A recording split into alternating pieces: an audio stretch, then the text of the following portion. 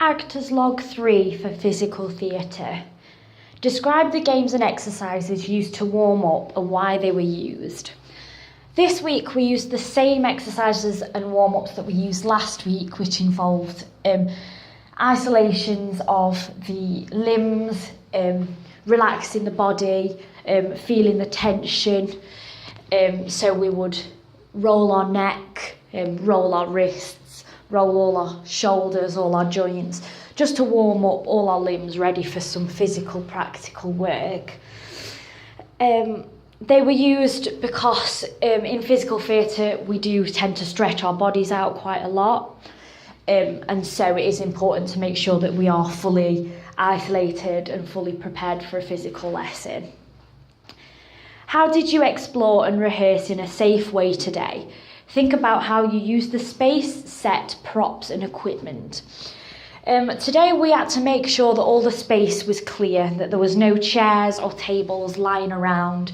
For physical work it is important that everything is moved out the way in case you bump into it or fall over. Also taking off socks or wearing shoes, because while doing physical performance, you know, it's not a good idea to walk on the floor with just your socks on, as you can hurt yourself. Props. We didn't use a lot of props, but the props we did use were quite small props. And so it was important that we made sure that they weren't lying around on the floor for someone to get hurt and trip over. Which explorative strategies did you use and did they help to develop your role and performance? For example, still image, thought tracking, hot seating, conscious alley, role play, forum theatre, creative writing, acting styles and acting exercised. In order to explore for our piece, well, at the beginning we were quite stuck with ideas on what to do.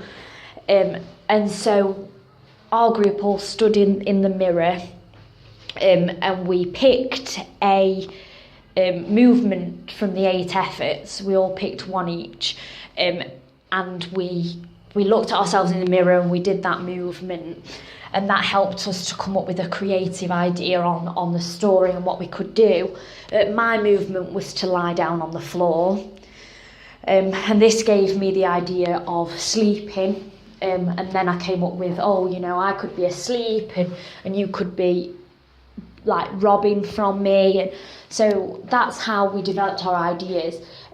Doing this helps me to think more creatively. I definitely think that in the past, when I've been told, come up with a story, I have sat there writing things down, spending ages trying to decide how I could do something. But this, looking in the mirror, picking a movement, was an easy and creative way of coming up with a story. So I feel that really helped me. Describe the scenes you rehearsed. Today we came up with a story where I was asleep and the others were burgling me, and I had an object that they wanted, and in the end it turned into a big fiasco, and that a few of the characters ended up being killed. At first we had a look at a bullying story, but this wasn't working for us with the techniques. It wasn't being pieced together as well as we liked it, which is when we started looking in the mirror and coming up with random ideas from movements that we were doing. We sort of added to this as we were going along, and the story sort of fell into place as different movements came about. We had more and more ideas through movement on what we could do for a story. Describe the skills you used. Facial expressions, gestures, voice, emotion, reaction. Gestures is definitely a big one. So when I was asleep, I would toss and turn, make it obvious that I was asleep. When I was being chased, I made it obvious that I was scared through facial expressions. Gestures were definitely a big thing for our performance. There was a scene where I was on the phone, and of course, as well as using props, it is also, you know, to use your hands and your facial expressions as if you were talking down the phone without actually speaking. Also, gestures when the characters were being killed. It's important to make sure that you are showing that your character is dead. That's through being still. Maybe you would pull an expression that was like pain, as if you had a pained expression on your face, just to really put that story across to people, because it can be misinterpreted quite easily if you aren't using the correct facial expressions and gestures, etc.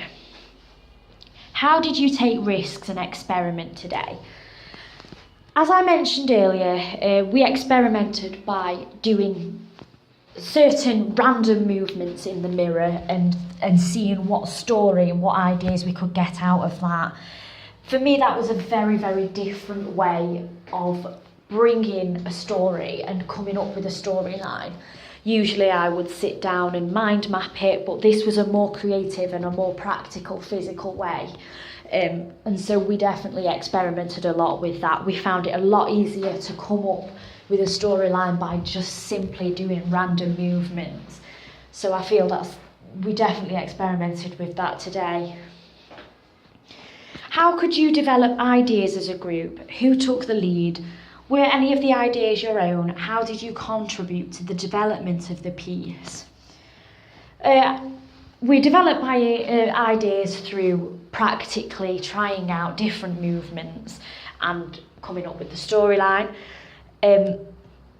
No one took the lead. We all pitched in ideas, and that was very important because we all had so many different creative ideas that all of them together enabled us to come up with an interesting and effective storyline. If just one person had come up with all the ideas, then it wouldn't have been as creative and probably wouldn't have been as interesting. I contributed to the piece, and I came up with the idea of me being on the phone and also hearing some noises outside, as if maybe there was someone outside, but I'd just ignore it. I also came up with the initial idea of me being asleep and the others burgling me. And other ideas were sort of added on by other people in the group from there. How are you using the stimulus given to create a workshop performance? So the stimulus we got given were the 8 efforts.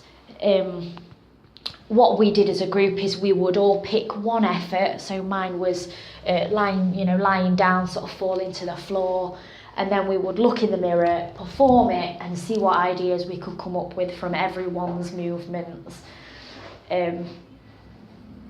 Describe what skills and techniques you tried out in rehearsal. We tried a lot of different gestures. For the more emotional scenes, we tried being more slow and using slow motion as a way to build up tension and as a way to create a more emotional piece. And that really worked for us. Describe the final products of the rehearsal step by step. What did you do? What did you see? At first we struggled a lot with coming up with a storyline, but after we got the movements, we got into it a lot more.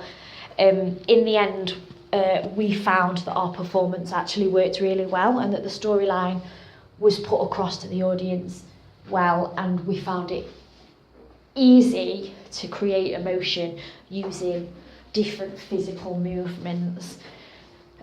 We found that gestures and expressions are extremely important.